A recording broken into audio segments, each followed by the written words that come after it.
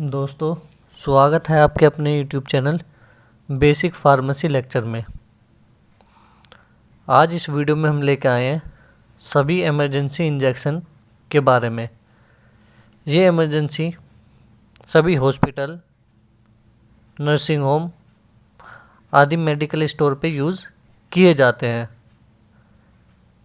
चलिए टॉपिक शुरू करते हैं अपना और देखते हैं किस प्रकार इनका यूज़ करते हैं। दोनों लैंग्वेज में, हिंदी इंग्लिश में, लेकिन मैं आपको हिंदी में बताऊंगा, बाकी आप अपना इंग्लिश में देख लेना। तो पहला जो हमारा इंजेक्शन है उसका नाम है ट्रेनेक्सा। इसमें जो कंपोजिशन पाया जाता है वो पाया जाता है ट्रेनेक्सामाइक एसिड। मैक्लोइड कंपनी द्वारा ये बनाया जाता है। यूज़ देखते हैं इसका। यह ब्लड को रोकने और कम करने के लिए इस्तेमाल किया जाता है, यानी कि जो ब्लीडिंग होती है तो उसको रोकने या कम करने के लिए इसका यूज़ किया जाता है। नेक्स्ट इंजेक्शन है हमारा डोमपेरिडोन इंजेक्शन। इसमें कंपोजिशन भी डोमपेरिडोन में अलग अलग कंपनी में आपको ये इंजेक्शन मिल जाएगा। इसका यूज़ देखें तो ये उल्टियाँ रोकने के लिए यूज़ में लाया जाता है। साथ ही साथ हम इन इंजेक्शनों में ये भी देखेंगे कि कौन सा इंजेक्शन इंट्रावेन में लगाया जाता है और कौन सा इंजेक्शन इंट्रामस्कुलर लगाया जाता है। ये इंजेक्शन इंट्रावेन लगाया जाता है। सेकंड इंजेक्शन की बात करें हम तो उसका नाम है एमिसेट। इसमें जो कंपोजिशन पाया जाता है वो पाया जाता है हमारा ओंडेसेट्रोन, ठीक है ना। ये वोमिटिंग को रोकने के लिए यूज़ किया जाता है, ठीक है। ये पीछे वाला भी वोमिटिंग रोकने के लिए यूज़ किया जाता है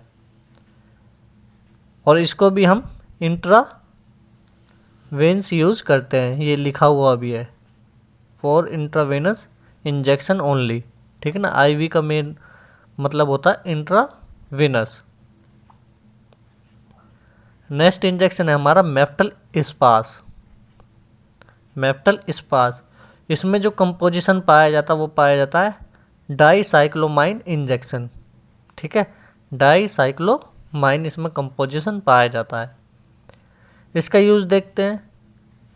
ये पेट में जब पेन हो जाता है तो उस वक्त पेशेंट को दिया जाता है। ये भी इंट्रावेनस इंजेक्शन यूज़ किया जाता है।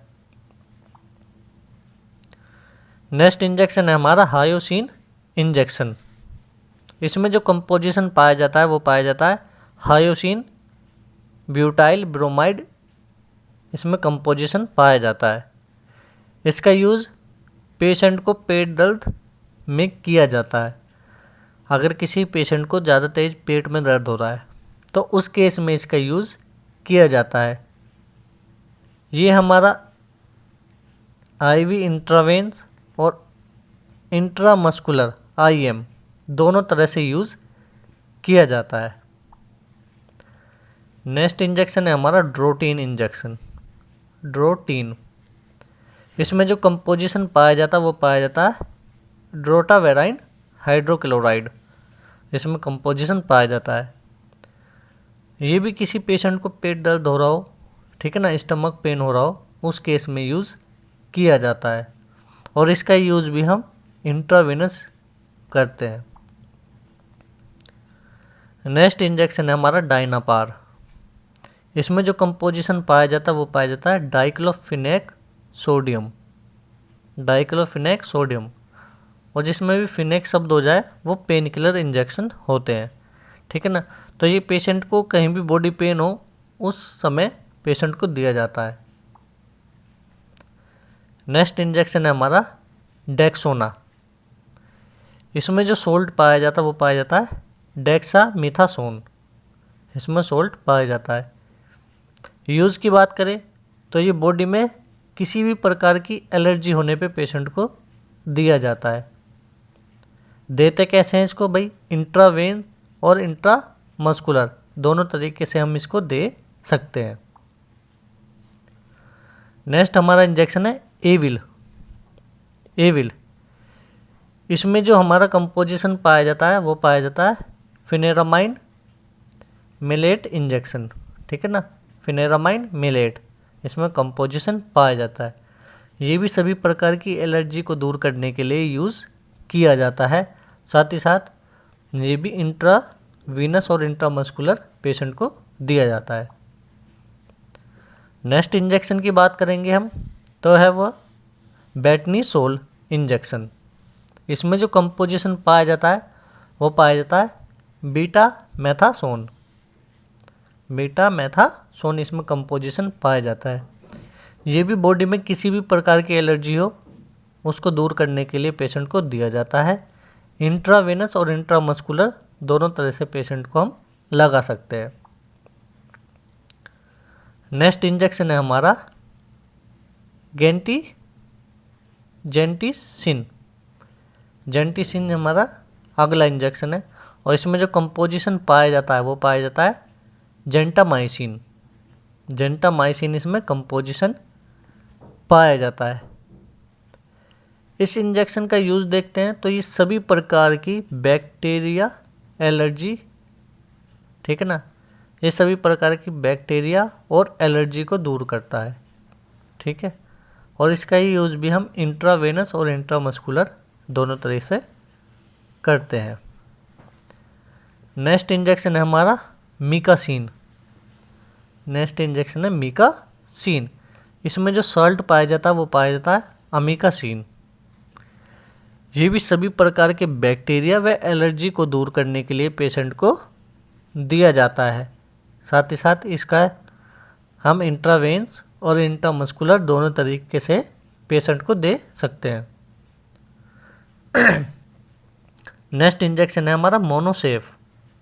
मोनोसेफ, इसमें जो कंपोजिशन हमारा पाया जाता है वो पाया जाता है सेफ्ट्रिसोन इंजेक्शन, ठीक है ना।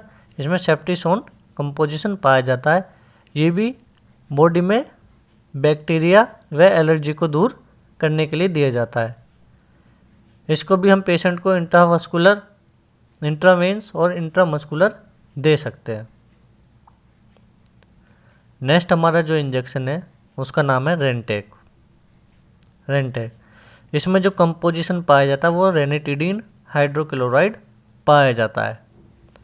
इसका यूज़ हम पेट में बन रही गैस, एसिडिटी या पेट में कई बार अल्सर हो जाते हैं यानी कि छाले, तो उनको दूर करने के लिए ये रेंटेक इंजेक्शन पेशेंट को दिया जाता है।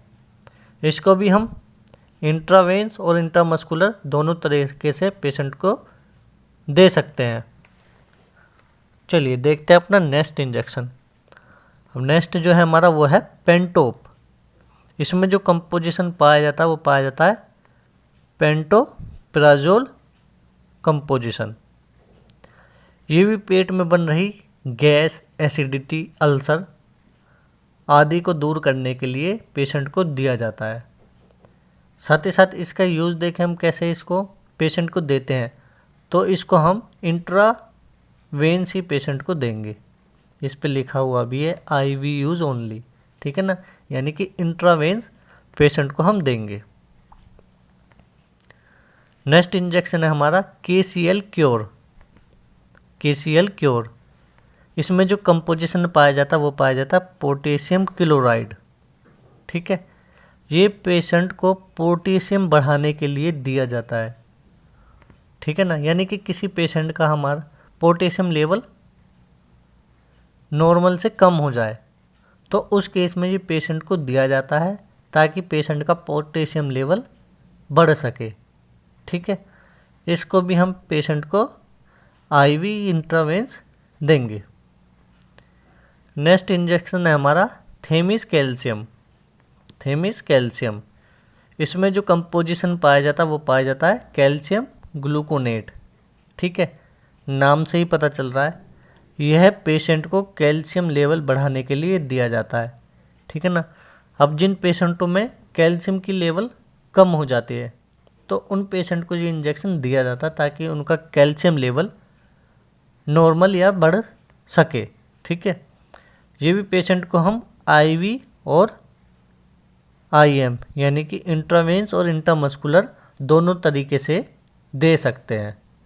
ठीक है, तो ये थे हमारे सभी इम्पोर्टेंट और इमरजेंसी इंजेक्शन जो आपको हर हॉस्पिटल या नर्सिंग होम में देखने को मिलेंगे। ठीक है,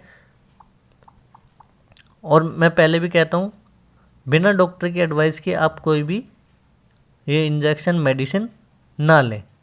ठीक है, ये only nursing student, medical student आदि के लिए जानकारी प्राप्त करने के लिए वीडियो है। ठीक है, तो आपको वीडियो कैसी लगी हमें कमेंट करके ज़रूर बताएं। साथ ही साथ हमारे चैनल को लाइक, शेयर, सब्सक्राइब ज़रूर करें ताकि आने वाली वीडियो आपको मिलती रहे। चलो ठीक है, मिलते हैं आपसे अगली क्लास में अगली मेडिसिन के साथ। तब तक के लिए बाय, टेक केयर।